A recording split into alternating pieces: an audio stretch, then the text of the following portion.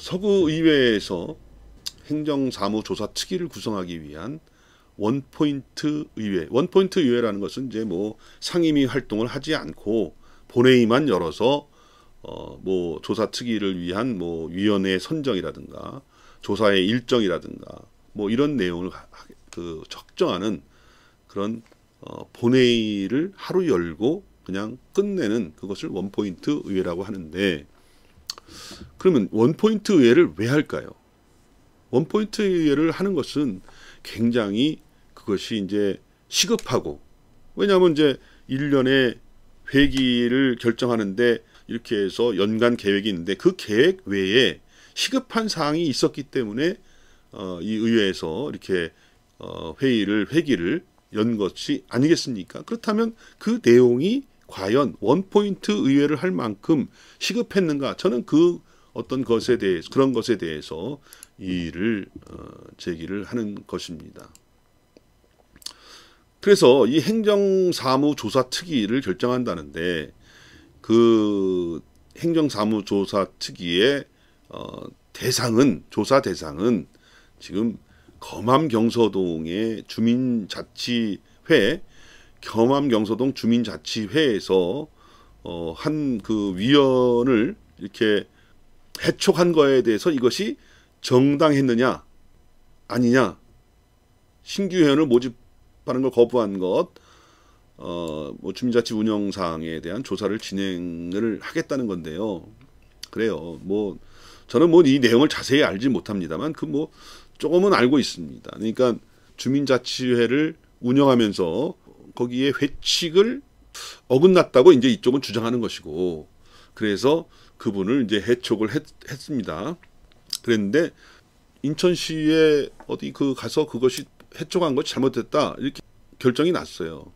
근데 서구의회에서 이것을 다시 조사하겠다고 나선 것이죠. 근데 제가 생각할 땐 그래요. 이게 자치회잖아요. 자치회라고 하는 것은 스스로 알아서 하는 거 아닙니까? 그럼 그것을 가지고 뭐 조사를 하고 이럴 필요까지 있었겠는가? 뭐 어디서 외부에서 판단을 받았으면 뭐 그걸로 가름하는 것이 아닌가? 이것을 조사를 해서 뭐 그래요. 그냥 뭐 하겠다면 하는 것이죠. 근데 저는 이것이 긴급하게 이렇게 원포인트 의회를 열어서 행정사무 조사까지 해야 될 그런 긴급한 사안인가? 저는 이런 문제를 제기하고 있는 것입니다. 그 이유는 제가 몇 가지 사안을 가지고 나왔는데요. 서구에는요, 이 외에도 굉장히 민원이 되는 것이 많습니다. 진짜 민원되는 사항이 많아요. 그 민원이 있는데 그 민원이 또 제대로 받아들여지지 않아서 속을 썩고 있는 분들이 많이 있다. 몇 가지 말씀드리면, 벽 쩍쩍 빗물 줄줄 하나건설 발파공사 현장에 집 무너질 판이다.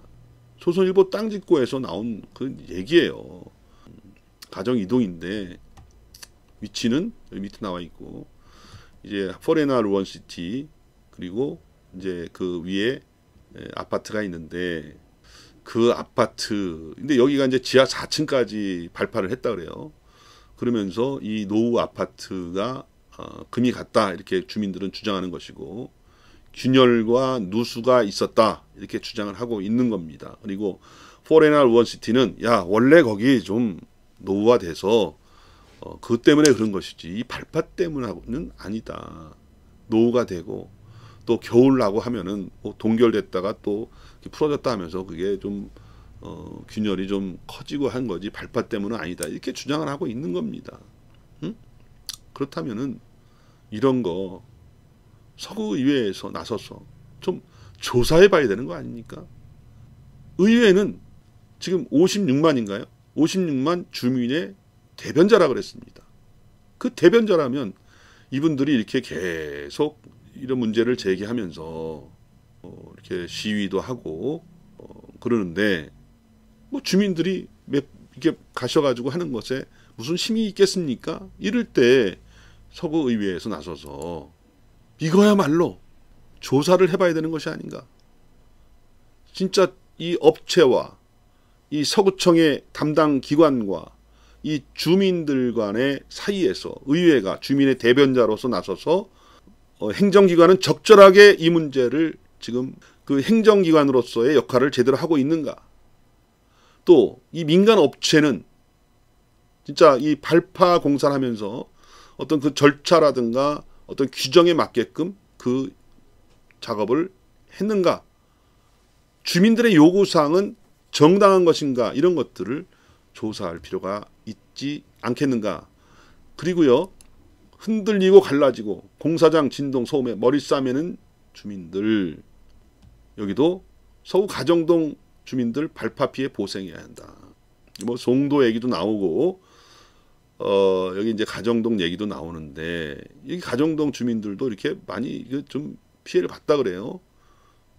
갈라지고 비가 와서 또 받침으로 빗물을 받아야 되는 그런 상황인데 그렇지만 이 업체에서는 말이죠. 역시 마찬가지로 노후화된 집이기 때문에 원래 그런 것이 아닌가 이렇게 넘어가고 있는 것 같습니다. 그래서 주민들이 이렇게 좀 하루에 많게는 32회씩 발파를 했다. 32번씩 발파를 했다고 주장을 하고 있는데 근데도 일단은 보상을 받지 못하고 있어요.